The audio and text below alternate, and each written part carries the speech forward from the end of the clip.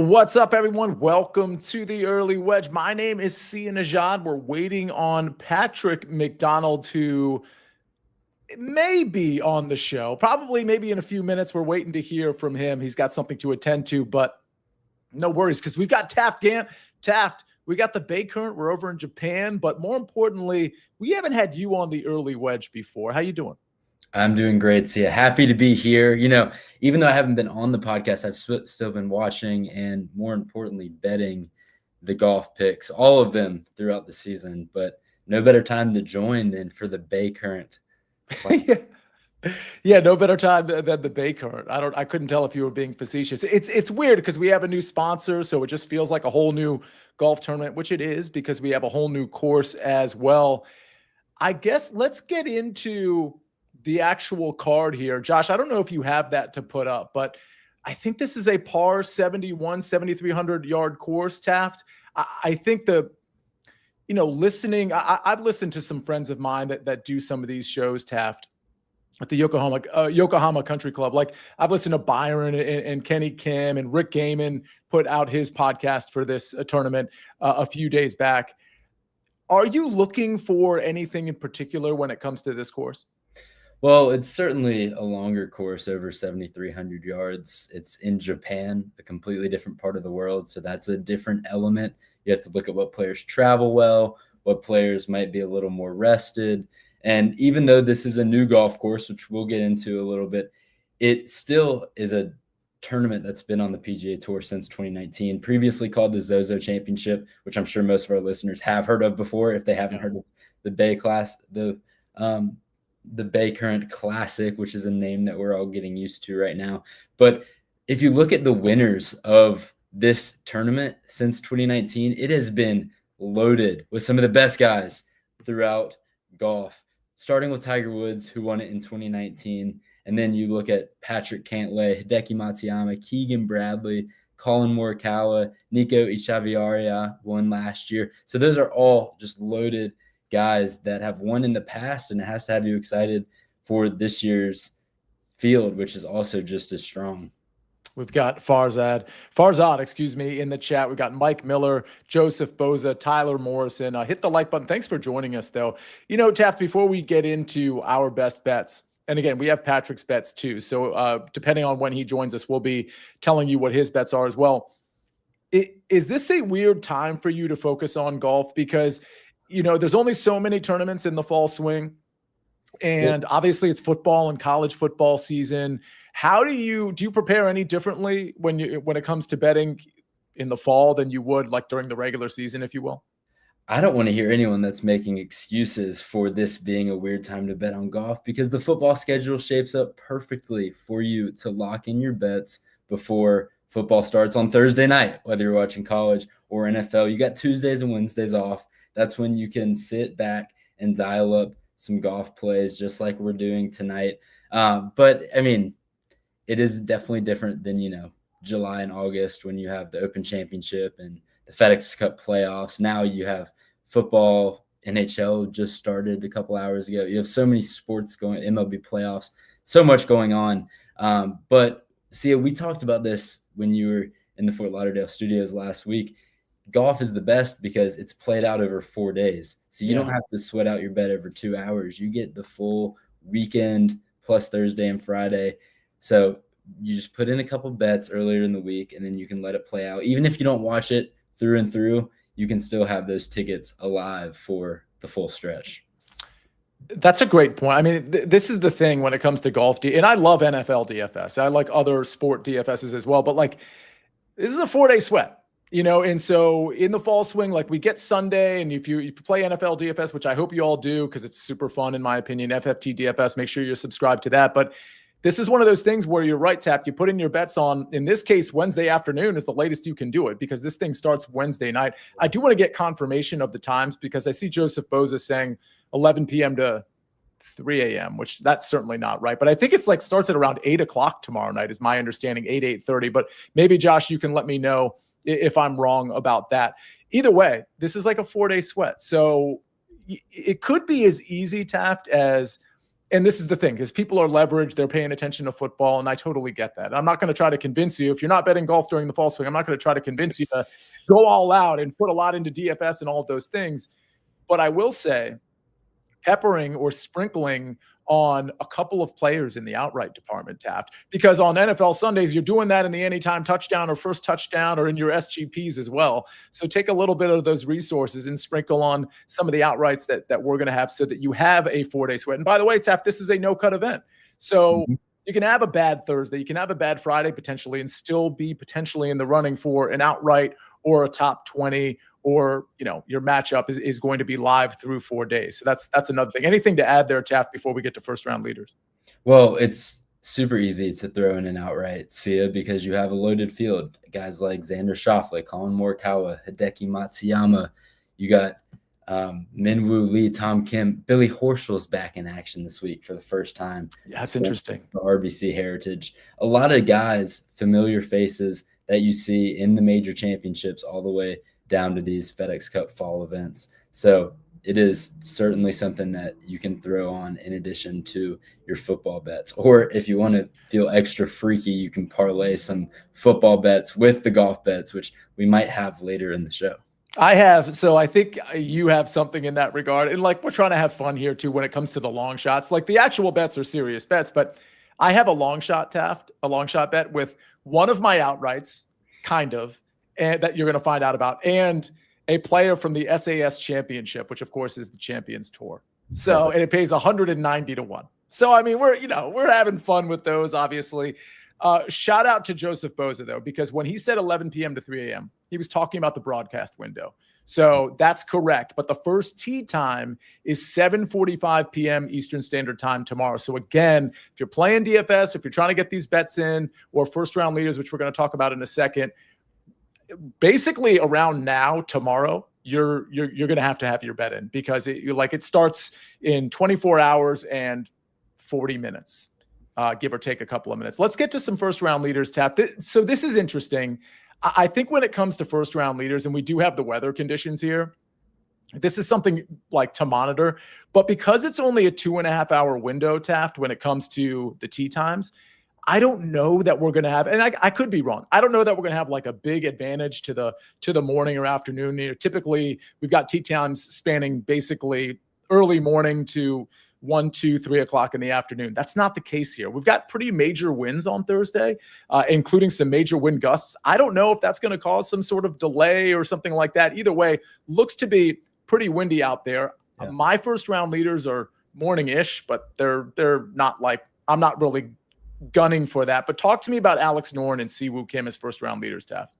The weather is certainly going to be something to keep an eye on all week. Looks like a lot of rain, a lot of wind. That means anything can happen. That means a 30 to 1 first round leader could hit. We got two options at that value, starting with Alex Noren. Nobody comes into this week with better recent form than him. He's won twice in the past 2 months on the DP World Tour. He won the BMW PGA Championship. He won the British Masters, and he ended his season on the PGA Tour strong as well with 2 top 10s. And that's why you see that he has the 4th shortest odds to win outright. But we're just talking first round leader. We're going to get a little better value with him at 30 to 1 if he can bring some of that recent magic with him to Japan. We're also going to go with Siwoo Kim, the same price, 30 to 1. He had top 20s in his first 2 FedEx Cup playoff appearances, which were the most recent PGA Tour events that he's played in. He added a top 5 at the BMW PGA Championship. So both these guys finished inside the top 5 at that BMW PGA, which is one of the more recent golf tournaments on the professional circuits around the world. The one thing with Siwoo, and he's on some of our cards later in the show, he struggled with his putter. However, this shouldn't be as big of a problem this week. One, because they're bent grass greens, so a little bit easier, especially for Siwoo Kim, who prefers that over Bermuda and other cuts of grass. But also, Sia, something to keep in mind throughout all of our bets on this show. This is a new course that the PGA Tour has never seen before. Nobody knows how to read these greens. It's going to be a new challenge for everybody. That opens up the floor for some guys who struggle with their putter on the PGA Tour and elsewhere.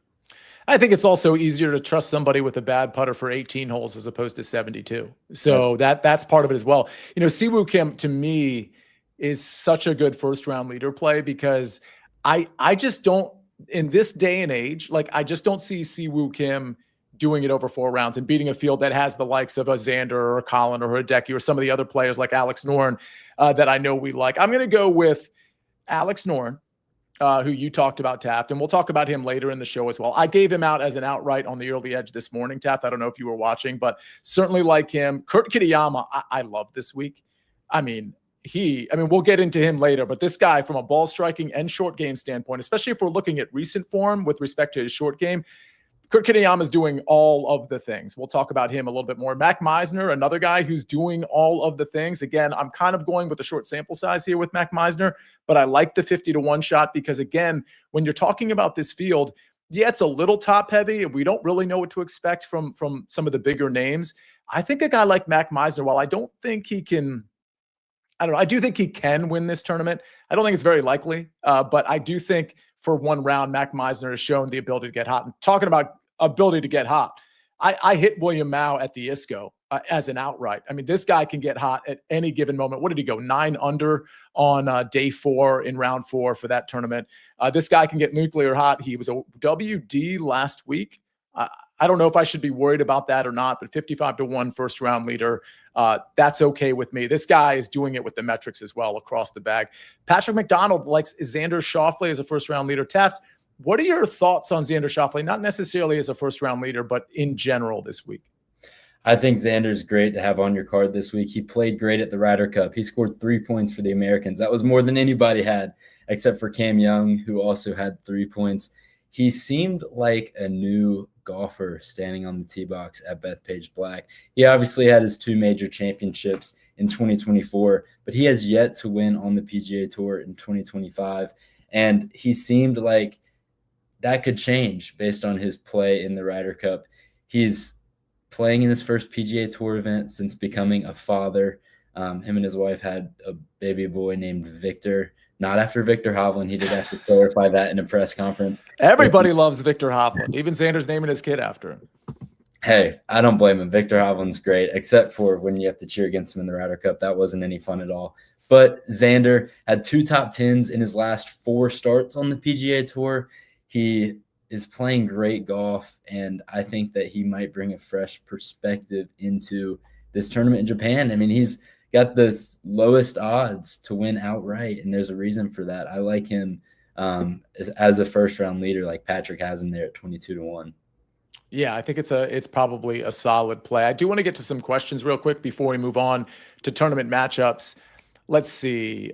Sia, do you like Norn plus 120 over the Højgaard brothers? Okay, so that is in the top Scandinavian market. That's something I actually looked at. Kylie, I like playing Norn this week. I just don't know that I want to test both Højgaard brothers in that matchup. I think plus 120 is an okay number, but I could see Rasmus. Like, I never know between Rasmus or Nikolai, but I will say Rasmus, when you look at that market without Alex Noren, Rasmus is a big favorite over Nikolai if it's broken down further, which some of the markets are allowing you to do that. Anyway, I don't love that particular bet, but I do like, if I had to pick one, it would be Alex Noren. Let me move on to Jack George. And Taft, I want you to chime in here. He says, hey, guys, just wanted your thoughts on a couple of tournament matchups. Wallace minus 130 over Cauley. I lean to Wallace, Taft. Ryo Hisatsune over Keith Mitchell, minus 120. That's a no play for me. And Norn minus 110 over Goddard. I will tell you this. I almost brought that matchup to the show. It was like the last one that I basically decided to get rid of, and we'll get to our tournament matchups. I like Alex Noren there. I don't know what to expect from Goddard, but I do like his upside. But in a matchup from a matchup standpoint, I like Alex Noren a little bit better. Taft, any thoughts on any of these 3 matchups? I like the Matt Wallace play. He got snubbed on being on the European Ryder Cup team, and I think it fired him up. He was top 12 on the European list in points. However, they put in Rasmus Højgaard over him. He missed the cut last week in Jackson, Mississippi. I'm not looking at that as too big of a problem because it just gave him 2 extra days to travel. Mm-hmm. And then we've mentioned Alex Noren already. We're going to mention him later in the show. I think any way you can play Alex Noren is a good one, especially if you can get him at just -110 over Chris Gotterup, who I don't believe has ever played in Japan. Fair enough. I remember the Matt Wallace, and we had somebody in the comments on the early edge and I think on the Tuesday night show that I wasn't even on, but I was in the chat because I was at the airport, and they were like, Wallace top 20. This is last week. Is like +160 is free money. And I was like, it's not. I said the finishing position market at tournaments like last week and kind of like this week as well, you do have to tread a little bit more carefully, especially last week. So he ends up missing the cut. All right, we got to get to tournament matchups, finishing positions, and of course, outright, some long shots. We're going to do it right after this message from our partners. When you need your sports news all the time, we've got breaking news to bring to you. CBS Sports HQ gives you a snapshot of all the sports that matter to you. When you need your sports in a snap, find it on CBS Sports HQ, streaming free anywhere you are. We are back on the early wedge, brought to you by BetMGM, the sportsbook born in Vegas. It's me and Taft Gantt. Patrick McDonald may or may not be joining us in a little bit. Let's look at tournament matchups. Before I get there, Taft, Justin Bowman says, Sia, can we get a donkey make the cut parlay out of Taft? Well, no, you can't, because there's no cut at this event. I think we're at 78 players. It's a no cut event, which for me, Taft, makes DFS a little bit more fun to play, a little less stress, because you know you're getting all 4 rounds. And so I'm just throwing that out there. If you have DFS questions, you can go ahead and ask us. We can tell you whether we like a play or not. But again, you're getting all 4 rounds. Now, if you want a top 30 or top 20 parlay or something, top 40 is not going to get you anywhere in a field like this. But maybe that's something we can put together later on, put it in the Discord or on Twitter. All right, tournament matchups. I mentioned that I did like that Alex Noren one, but I'm going to go with Kurt Kitayama +100 over Hideki Matsuyama. To me, Taft, this is name recognition with Hideki Matsuyama. I understand why he's the favorite. I understand he's a more talented golfer than Kurt Kitayama, but he hasn't put it together like Kurt Kitayama this year. And off the tee, he's been very shaky. With the putter, he's been very shaky. Kurt Kitayama not only has won this year, but I mean, the ball striking, and again, the short game in the most recent of sample sizes has been really, really good. I love his upside. It's not that he just won the 3M Open. He's flashed some upside before, and I think he's the better player right now, and he's played over in Japan as well. In fact, I think if we want to go down narrative street, somebody needs to actually fact check me on this. I think his mom is Japanese. Just throwing that out there if we want to take a ride down narrative street. But either way, he's played in Japan. He played all of 2018 before he got his PGA Tour card. He played on the Asian Tour, and some of those tournaments were in fact in Japan. So I think he's very comfortable over here. The recent finishing positions at the Zozo have shown that. Give me Kurt Kitayama, even money over Hideki Matsuyama. I'll be short here. Top South American, I've got Grillo -120 over Echeverria and Villegas. This is just a case of Grillo's been pretty much putting it together from a strokes gain metric standpoint. He's had some slip ups here and there, but Villegas has been pretty bad. And Echeverria, I think, is so hit or miss, and I think he's going to be missed this week. So I'll take Grillo, top South American. I know this one is over at BetMGM. I'm just not 100% sure it's at all the books right now. But again, BetMGM is offering this top South American, Grillo -120 over Echeverria and Villegas. All right, Taft. Talk to me about, I'm a big Patrick Fishburne guy. So talk to me about Fishburne over Woodland. And then you've got Xander. We're just talking about him, -135 over Colin Morikawa. I like both of these. I love it. I really like that you mentioned Patrick Fishburne.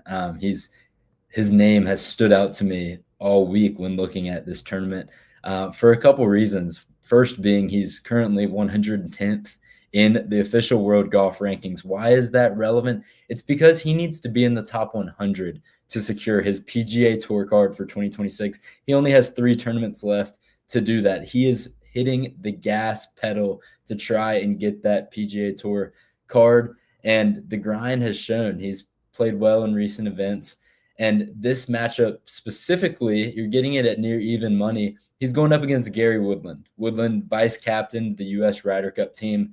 I've personally never been a vice captain for the Ryder Cup. See, I'm not sure if you have, but I'd imagine that takes a lot out of you. What I do know is that if you're the vice captain, that means that you don't touch a golf club for a week straight. Gary Woodland has not been prepping like you need to for a PGA Tour event. Patrick Fishburne has, because he's trying to play on the PGA Tour next year. So I'm going to take Fishburne there. And then I threw this one in late. Shout out Josh for still getting it on the card here. But Xander Schauffele over Colin Morikawa. This is just pure eye test. If you watch the Ryder Cup, Xander, like we said earlier, he got 3 points for the U.S. team. Colin Morikawa barely got that half point in the Sunday singles. He choked in his singles match. He should have gotten the full point, but that's a different story. I'm going to take Schauffele, lay the minus 135. I would take this at even lower value just because of his recent form. And Colin Morikawa has shown anything but good golf recently, both in the Ryder Cup and on the PGA Tour. I like this play. I mean, I could see there's certainly a path where Colin Morikawa actually putts well on these greens and the ball striking. I mean, again, I don't know if you have a take, Taft, when it comes to off the tee, like how bad you can miss. I do. It does feel like the fairways are generally like pretty wide here, but like a bad miss is going to be a really bad miss. So for me, I'm looking for guys that have length, but I'm also looking at accuracy. So I'm kind of like middling it. I don't really need length necessarily, but I'm kind of looking for both. Do you have a take on that? Because Colin, obviously a shorter player, but might have control over his driver a little bit more than Xander at this point. I could be wrong about that. I think that driver accuracy is going to be important this week, but not as much so as it would be on a penal tight course. This is pretty wide fairways. It's a Bill Core, Ben Crenshaw redesign in 2015. They like those wide fairways. So you're going to have a lot of places to miss. It is a tree lined course like most are in Japan. So it's going to be forgiving, not so much if you're somebody who just really spraying it all over the place, but I'm going to do it like you see. I'm going to middle it here. I'd say if my priorities lie anywhere, it's looking at players' iron play and around the green strokes gained. Because like we said, the putters could potentially not be as crucial as other tournaments, and the bigger fairways lead to more forgiveness off the tee.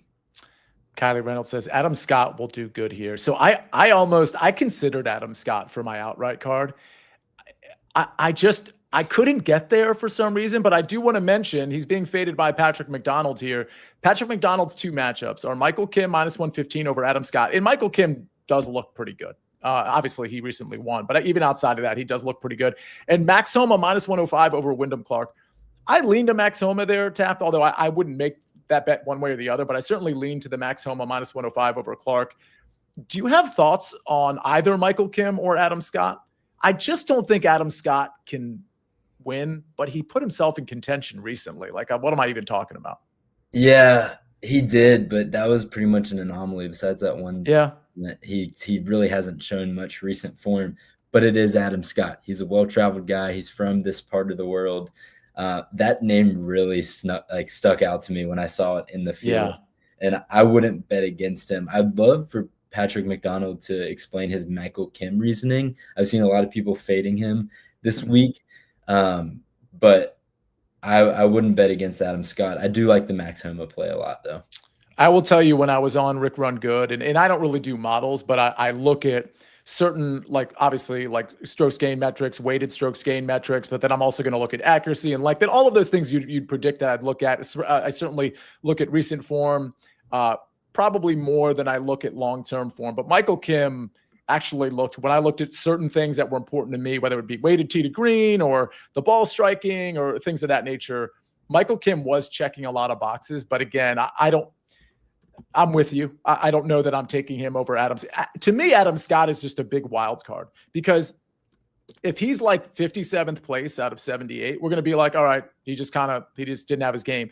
But if it's Sunday afternoon and he's like third or fourth and he's chasing down the leader, that's not going to surprise me either. So I just feel like he's such a wild card that I don't even really want to target him in the matchup department. I guess you could probably say that about a lot of these players. So let's go to finishing positions, Taft. I only have one here. Patrick has one. Before I explain mine, you've got two here. Tom Kim, who memory serves was pretty good last week. You like him at a top 10 at plus 500. That's a big number. And Minwoo Lee, who nobody's talking about this week. Granted, there's not a lot of content out this week, but I haven't seen his name brought up or heard his name brought up at all. Minwoo Lee top 10, Tom Kim top 10. Your turn.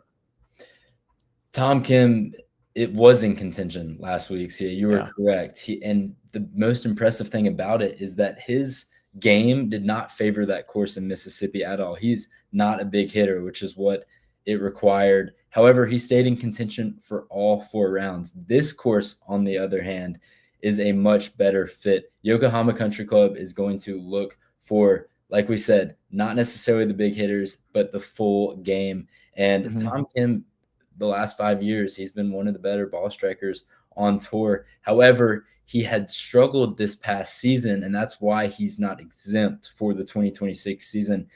I don't know about you. I'd love to hear what the chat would have to say about this, but Tom Kim is just a staple on the PGA Tour at this point. It'd be weird to not see his name in any field on the PGA Tour, let alone like the week-to-week events. He's playing for that this week and the next couple weeks, trying to get his tour card based on how he finishes. He's sitting around 70th in the world golf rankings. He could get that number up higher so that he could be fully exempt. We could see his name in those signature events again.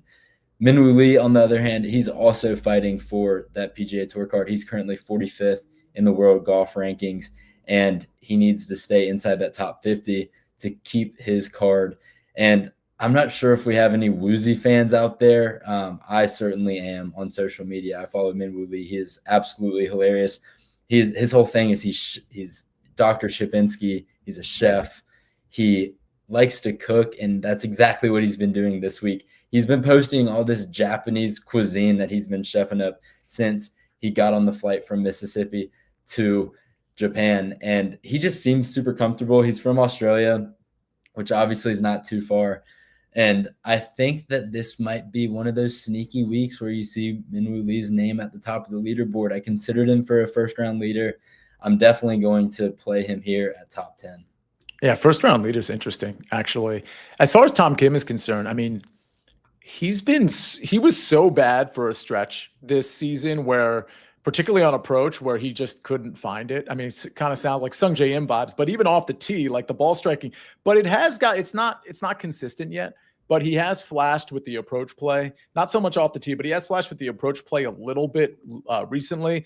And the short game's been looking pretty good as well. So in terms of the complete game, Tom Kim might be trending in the right direction. I got Mac Meisner top 30 at plus 105. I will tell you that BetMGM has the best offer here because A, they're going to pay their ties in full, and B, plus 105 is a better number than some of the places who are not paying their ties in full and have this at minus 110. So Mac Meisner, kind of like Alex Noren, and I'm not comparing the two, but when you look at smaller sample sizes, and we know Noren's is just tremendous. You talked about the DP World Tour stuff with Alex Noren, and then even prior to that, when he played at the Wyndham and the 3M, he was really good there too. So Noren's done it on both tours. What I love about Mac Meisner is over the last 4 or 5 tournaments, he's been really good. The approach play has really come around. The short game has been there. These last 4 tournaments, T14, second, 40, T47, and T14. And prior to that, 5 missed cuts in a row.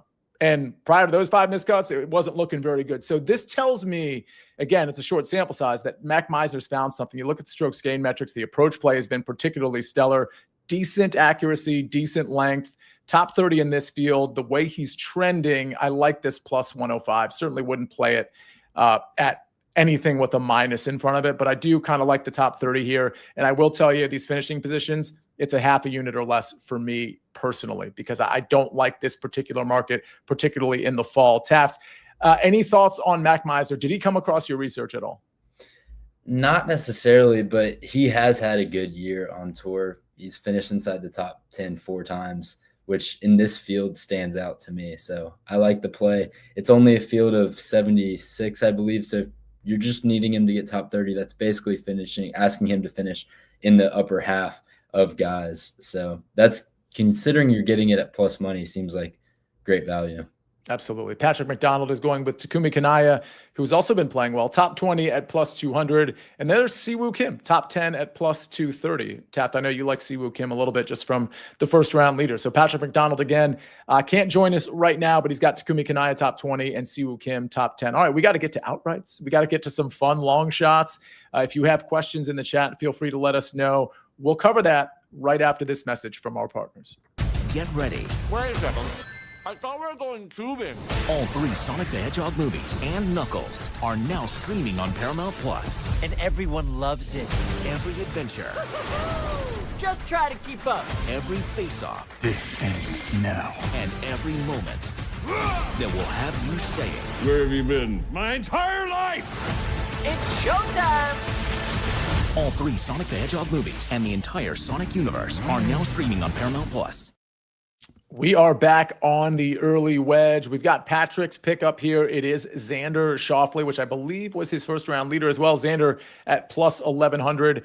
We've heard from me in terms of my 4 outrights. It's Alex Noren, Kurt Kitayama, both at 22-1, Mac Meisner at 55-1, and William Mao at 70-1. I don't think I need to belabor the point. I will tell you that, I mean, there was no way I wasn't going to take Alex Noren. And again, I might be a prisoner of the moment. It's 1, 2 out of the last 3 on the DP World Tour. But when I see that translate over to the PGA, and we know Alex Noren's been good his career, but there was a stretch there where Alex Noren was really not good, and he's clearly turned it around. He's doing it both on the PGA Tour and the World Tour. Really like what I'm seeing, particularly on approach, and we know he has the complete game with the short game in particular, but also can get red hot with the putter. To me, with so many unknowns, Taft, with this particular course, like none of us are going to pretend to know exactly like what we're going to see here. Alex Noren is the type of guy that flashes upside across the bag, and that's kind of what I want here. Your reaction to any of these 4? Well, Alex Noren, like you said, has won 2 of the last 3. Could you imagine if he wins 3 of his last 4? He'd be on a Scotty Scheffler-like run. So I obviously like that outright. It was hard for me to keep him specifically off my card. We mentioned Mac Meisner. He's going to be a good name. I like that we're seeing recurring names on all of our cards, whether it's overlapping between us and Patrick or just overlapping on our own card. It shows that we're feeling consistent about these guys. And that's why it's been hard for me to hold my tongue with my favorite play of the week. And that's Hideki Matsuyama at 18-1. He is a legend in Japan. There's nobody better in sports in most eyes over there than Hideki Matsuyama. Just a billionaire. He's racked up so many accolades in the Japanese culture, not just in sports, but elsewhere.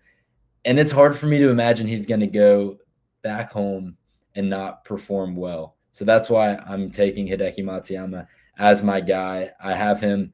I'm considering playing him in other ways as well, but we're not going to overthink it here. We're going to take Hideki Matsuyama. He's a past champion of this event. I know it's a different course, but it still shows that he can win back home in Japan on the PGA Tour.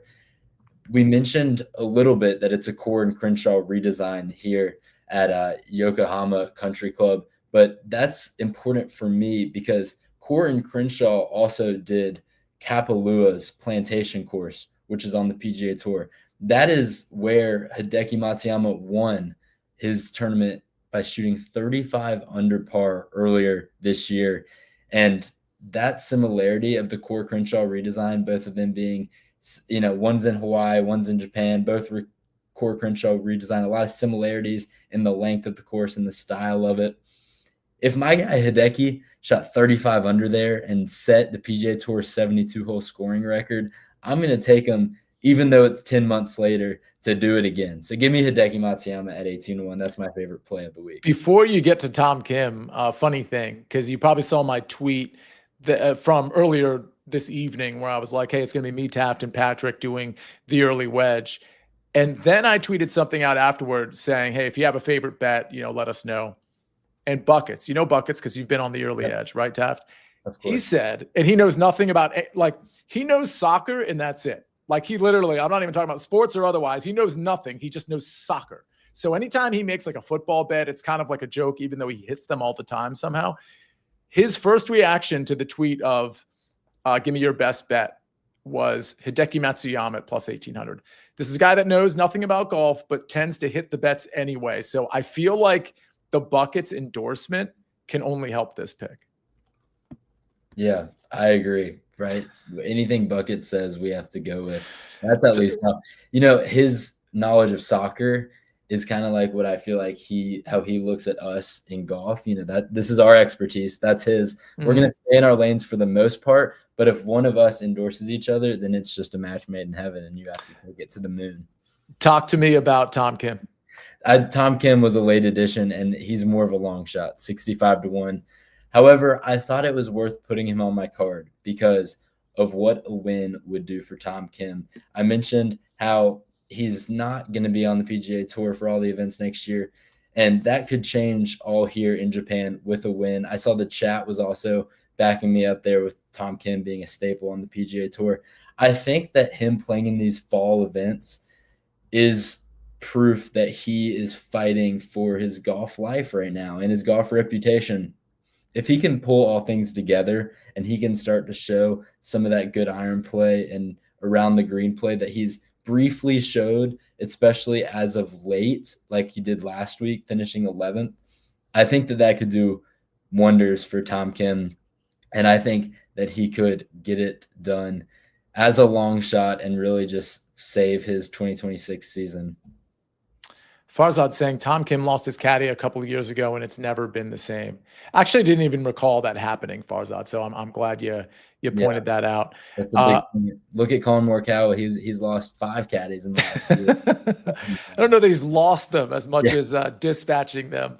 But fair point. And so did I go? Yeah, Patrick's is Xander Schauffele. All right. If you have a favorite outright, put it in the chat. I think it's time, Taft, to get to our long shots and parlays. Long shot. I mean, we didn't used to have, this used to be just the long shot section. And now shout out to EC, who hopefully maybe is catching the show, hosts this show sometimes, of course, but EC is the parlay guy. So we have included some parlays. Taft, we've got football involved here. So for those that don't know who Taft is, follow him at Taft Gantt. And that's 2 T's at the end of Gantt, by the way. He does college football. He does some NFL. He obviously does PGA. Taft, what am I missing? What else do you cover?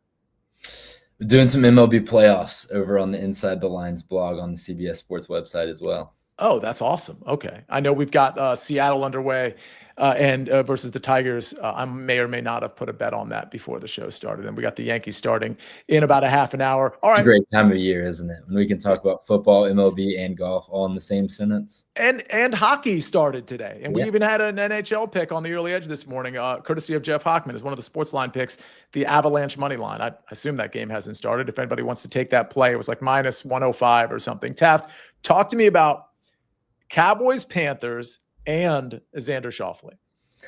I would love to. See, I've been waiting for this pick the entire show. Cowboys, Panthers, over 49.5. This line is steaming towards the over. The public loves it, and why wouldn't you? The Cowboys have been putting up points as of late. Dak Prescott's playing good ball. I myself am a Carolina Panthers fan, being from North Carolina, and I must say we are undefeated at home. The Panthers 2-0 now on the season when playing in Carolina. They're doing that again this weekend in Carolina against the Cowboys. And the reason being I'm taking the over here is because the Panthers they win because they score points. A lot of overs. Their defense isn't looking too good, but I think this will be a shootout. So a long way of saying we're going to parlay that over with Xander Schauffele at top 10 for all the reasons we've mentioned on the show. But the main one being Xander Schauffele is a new father. And the one thing he's done on the golf course since being a father of Victor, not Victor Hovland, but Victor, his son, is win 3 points for Team USA in the Ryder Cup. I think he's going to get a top 10. I think he could win outright, as Patrick McDonald believes. So that's my football and golf parlay. I love it. I mean, obviously the Panthers defense, the Cowboys defense, not very good, particularly the Cowboys defense. Panthers at home can put up points, and Cowboys can generally put up points against anybody at this point. So, all right, we're taking the Cowboys, Panthers over 49.5 plus Xander top 10. That's plus 300. Patrick McDonald, speaking of football, he likes Tony Pollard. This is crazy. Tony Pollard, Brock Bowers, anytime touchdown, plus Xander Schauffele to win at 57-1. See, Taft, here's the problem I have with this. I feel like that should be longer. I understand Xander's the favorite here, but I feel like Xander to win plus 2 anytime touchdowns for 2 guys that like aren't doing great this season. I feel like that number should be like 190-1, which is my number. But no, really like 75-1 at least. I agree, and I would just hate to have a pick an outright and it hit, and then like the easiest bet that you thought was a shoe-in, like a Brock Bowers touchdown, is the reason that you don't profit a plus 5 5,700 parlay. I don't even know if Bowers is playing this week. I hope that. Well, he's probably going to some play. insight. He's probably going to be on the field, but the knee is an issue. And Taft, his quarterback, this season, I haven't seen a worse performance from a quarterback across 5 weeks than Geno Smith. You're just not going to find it. Like, I'm trying to think of who's been worse than Geno Smith. And if you watch these Raiders games, he's just throwing it to the other team. Like, he would have way more interceptions if some of these DBs were catching the ball. So, I mean, that's the problem. I could go off on football for the next hour, by the way, if we want to do that, but we're not going to do that. Tony Pollard, Brock Bowers, plus a Xander win, 57-1. I'm going to be crazy here. Alex Noren to win, but in this particular case, I'm doing it in the without market because, frankly, I did it in the normal market, and it only got me an extra 35 points, and I'm already at 190-1. So it's Alex Noren to win the Baycurrent Classic without Schauffele, Morikawa, and Matsuyama, plus Stuart Sink to win the SAS Championship. He's a co-favorite in that event at plus 900. That plus 900 parlayed with Alex Noren in the without market. Taft, you put $1 on this, you win $190. Stuart Sink is good. He could be in some of these PGA Tour tournaments. He's only 52 years old. He's good. Been there before. He's the young buck in this field. And I believe he won on the Champions Tour 2 months ago, if memory serves. So again, Alex Noren without plus Stuart Sink winning the SAS Championship, 190-1. We're just having fun here, right, Taft? Yeah, I want to apologize to the crowd and to you, Sia, to our producer, Josh. I feel like I did not get the whole long shot memo here. You guys are throwing thing at the wall. I have a little plus 300 parlay. I need more juice. I'm going to bring more juice next time. That's on me. Yeah, it didn't even occur to me. I mean, to be honest with you, this long shot section, and we probably need to revert back to 50-1 or longer, but Patrick's doesn't even qualify, because if you're at 57-1, that's usually if it's a 57-1 outright, for example, that would be in the regular outright department. It's mostly a Jason Sobel thing, because we would come with 75-1. He'd be like, oh, that's not a long shot. It's got to be 100-1 or greater. So that's why we do some ridiculous stuff there. Again, these are always sprinkle plays. But you're right. Yeah, Taft, that's plus 300 is not going to get it done on the long shots and parlays section. Let's get to some questions before we get out of here. Mike Miller is the king of parlays, but he usually does a golf outright with and I'm sorry I missed this earlier because it's probably too late to take it, with a home run parlay. He says, I like my home run golf winner parlays, because he's been doing that. Vlad Jr. and Alex Noren at, what is that, 111 to 112-1. Add Springer for 528-1. Wow. Okay. Well, you did that before they had opening pitch. Let's see. Jack George says, hey guys, wanted your thoughts on a couple of tournament matches. Oh, we already did that one. Sorry about that. Alex Noren top 20 minus 119. Do you have any thoughts there, Taft? Say that one again. I'm looking for it in the chat. I know Alex Noren top 20 minus 119. Yeah, sure. It's still great value. When you said Alex Noren top 20, I thought you were going to say minus 300. Because you have to make this all relative to the field. One, it's weaker than your typical, PGA Tour signature event. But two, it's significantly smaller. It's almost a third the size as your fields for bigger events with only 76 players. So the fact that you're going to get a top 20, you're just asking him to finish in the top 35, 40 percentile here. I think that it's really, really good value. Don't check my math on that, by the way. Yeah, good until I said it. I think it's solid. Let's go to Joseph Boza. He says, he's talking about Max Homa here. Yeah. He says he's 40-1. He's tied for 99th with Matt Wallace in the FedEx fall standings. Is he a good bet considering the weather is a mess for round one? I'm not sure I'd factor in the fact that the weather's a mess for round one as it pertains to Max Homa specifically, but any thoughts on Max Homa, Taft? Yeah, Joseph has been all over this FedEx Cup standings. And it's just key numbers that you have to look at. If you're around 100th in the standings, then it means that you're probably more motivated than others. Or if you're around 50th in the standings, it means that you're probably more motivated than others for different reasons because of how the exemptions work. Max Homa falls under that category. A name that we haven't mentioned much, the only bet that we had this entire show with Max Homa was Patrick McDonald saying that he liked him over Wyndham Clark in a tournament matchup. I like Max Homa. I was tempted to pick him in my bets for the Procore Championship, right before the Ryder Cup, I had Max Homa in my card because I thought that he was ready to prove something after a pretty lackluster season on the PGA Tour. And he played well. He's had top finishes in his last couple events. Yep. I think he's kind of turning the corner. I think that the mental change of going to Japan, of change in scenery from the PGA Tour generally being played in the States, I think that might help him to kind of flip the switch and turn things on and be the Max Homa that we all know and love. It hasn't been long since this guy has been playing good golf. He was up there at the Masters this year. He was up there earlier on in the season. He kind of just lost it halfway through. So if he has rediscovered his good form of golf, he could beat anyone in this field. And 40-1 is great value for a name like Max Homa. So I'll say this. He's gained on approach in 6 tournaments in a row. And I'm not talking like 0.78 strokes. I'm talking like appreciable gains in the like 4.73, 3.47, 2.60, 2.16. Like, and the off the tee play outside of the Sanderson Farms where off the tee wasn't very good. He was gaining there 4 or 5 tournaments in a row. And the short game can be kind of hit or miss, but the last couple of tournaments, the short game's been just fine.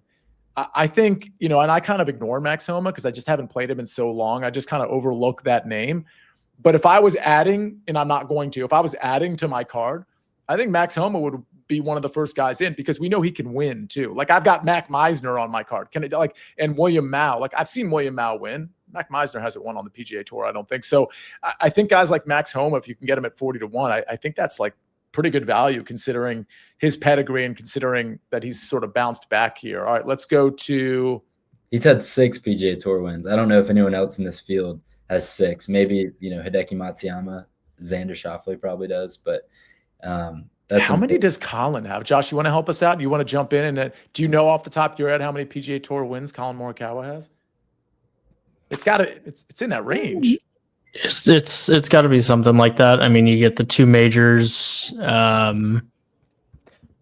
He won one of those WGCs, I think. It's probably somewhere. Yeah, it's 6 PGA Tour wins. Oh, okay. Right on the money. It's like Barracuda, he won the Workday. That's right. He won one of the the back-to-backs at Muirfield Village in 2020. Then you have the 2 majors, the Workday, WGC, and then the Zozo, of course, a couple years ago. Josh, is there a big name in this tournament that you think has a real shot, like of the big names? And there's like quite a few big names. I think Max Homa is one of them. Is there one that you'd be like, this is the guy that I think is ready to like actually get a win? Not especially, to be honest with you. I'm not super inspired by any of the big names. I'm not touching Colin with a 10-foot limbo pole. I think Xander played better at the Ryder Cup. His approach play was excellent. He was a bottom 5 putter in the field, and I still think that his putter is what made him.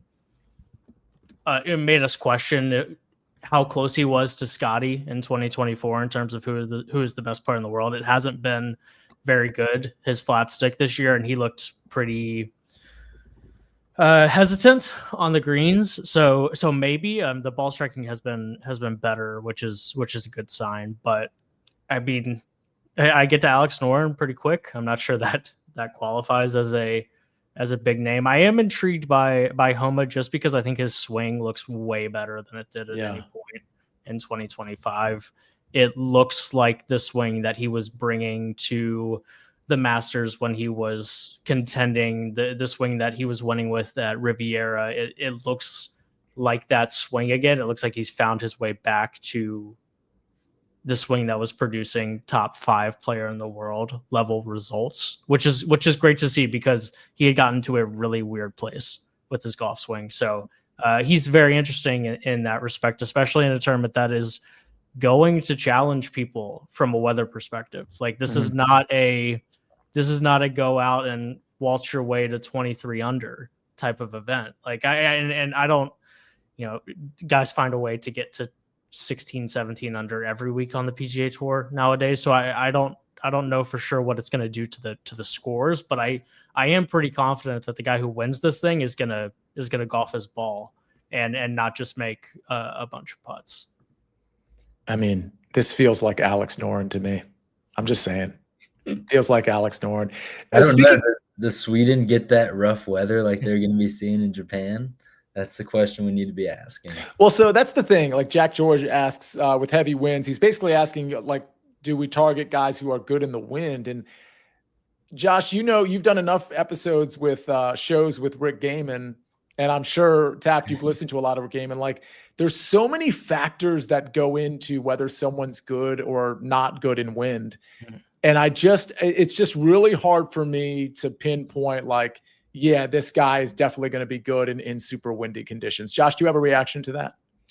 That's a Rickism. A Rick run goodism is it's really hard to actually quantify in a meaningful way who plays well in the wind and who doesn't, just because things that are just simple as which direction was the wind blowing and, how many holes were downwind versus into the wind and crosswind and all of these things that are so hard to put into a spreadsheet and then turn into data that's actionable. But, I tend to lean on the eye test a little bit. Like Tommy Fleetwood hits lots of quality shots that often aren't dictated by the wind. Like he can flight it down nicely. And I think it's not necessarily worth your time to go much further than a guy who just ball strikes it really well is probably going to know what he needs to do to ball strike it well in the wind. Like guys aren't coming out of nowhere to play well in the wind, and guys aren't necessarily falling apart just because it's windy if they are a good ball striker otherwise. Taft, any reaction? Yeah, I think Josh is spot on. Ball striking is just so big. It's what can have you prevail when your caddy's holding an umbrella and a towel and you're ducking from all the rain and the wind. If you can just go up to the ball and say, it doesn't matter what the conditions are, I know that I'm just going to strike this. That's what players are going to fall back on.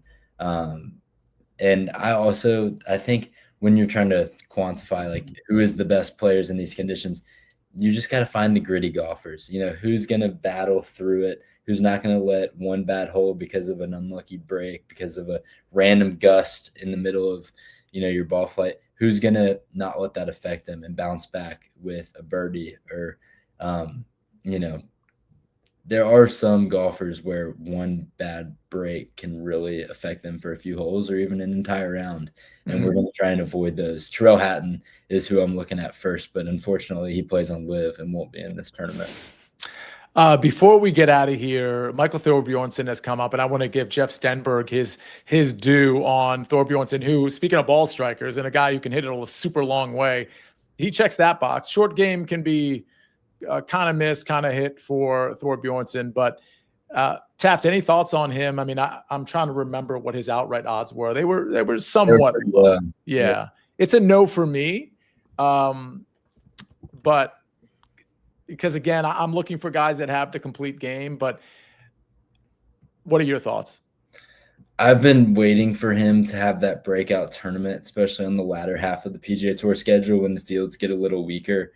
And it hasn't really happened.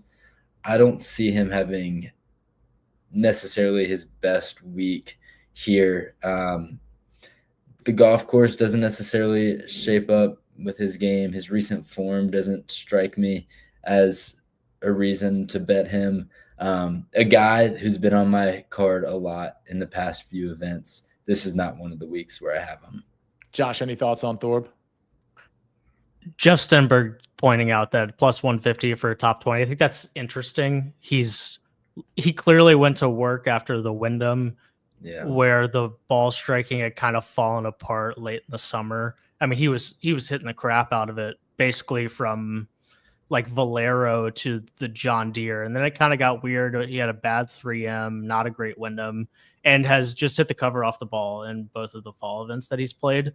Where I start to pump the brakes on the idea of Thorbjornsen winning a golf tournament like this is you can hit lots of great golf shots this week and misjudge the wind. I think that can happen, and I don't want to have to lean on Thor's putting and short game right now, because you could hit some great shots this week and still end up in weird positions just because of misjudge of wind. So I'd probably pump the brakes on the outright, but I'm here for a Thor top 20. I don't, in a field this size, he's definitely got the talent to do that at plus money. I think if you were going to do that, you're kind of banking on him having a really good tournament and his ball striking coming through. I would even consider a top 10 there, because I think it can kind of go two different directions for Thor. But I will tell you, but just based on doing this show and looking at things a little bit heavier, I'd rather take, and I can't believe I'm saying this because I haven't taken Max Homa all year, but I'd rather take Max Homa at 35 or 40 to 1 versus Michael Thorbjornsen at 30 to 1. Yeah, it's just, to me, that's a really easy move for me to make. There's another guy, Adam Scott's 40 to 1, but I'm starting to regret I don't have Max Homa on my card, to be honest with you. Again, can't believe I'm saying it. I almost want to swap out Mac, but I already have two short-ish guys on my card at 22 to 1, so I'll probably just keep it at that. But anyway, Josh, what did we miss? I will tell you that I think it was Joseph Boza, who was it, that was reminding us that the Black Desert Championship is October 23rd, or in 2 weeks. So we'll be doing another Best Bets show with more of us here on that Tuesday. But that's really it, Josh, right? Yeah, I don't have a ton. Max Homa's playing with Billy Horschel the first 2 days. I just think that's fun.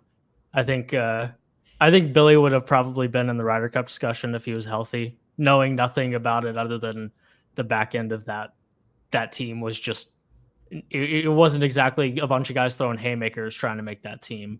So Billy being back is fun. I hope he plays well, and him playing with Max, that's an intriguing pairing grouping. I don't know who is there with him, but that's going to be fun. I'm excited to have Billy back. Yeah, he just wants to make sure he's back in time for TGL so he can defend his title for the Atlanta team. Those are priorities right there. Yeah, for a guy like Billy Horschel, they actually may be his priorities. Whether you like Billy Horschel, and I'm not suggesting either of you don't, but like some people don't like Billy Horschel, but he is definitely, you guys agree, like guys like that are really good for golf and really good to have on the PGA Tour, not fleeing to live, because he's such a personality, whether you like it or not. I'm very happy Billy Horschel appears to be healthy. Hopefully he does pretty well in this tournament. I'm certainly not going to have any money on him, though. All right. I think that'll do it. Josh, thanks for joining the team here. Taft, thanks for joining the team. I'm sure we'll see you very soon on the Early Wedge and on the Early Edge, where you've made plenty of appearances there. That's Monday through Friday at 10 o'clock on the SportsLine YouTube channel, which is this channel. Thanks for joining us, everybody. Let's cash some bets. If you have questions for us, hit us up on Twitter. We'll see you next time on the Early Wedge.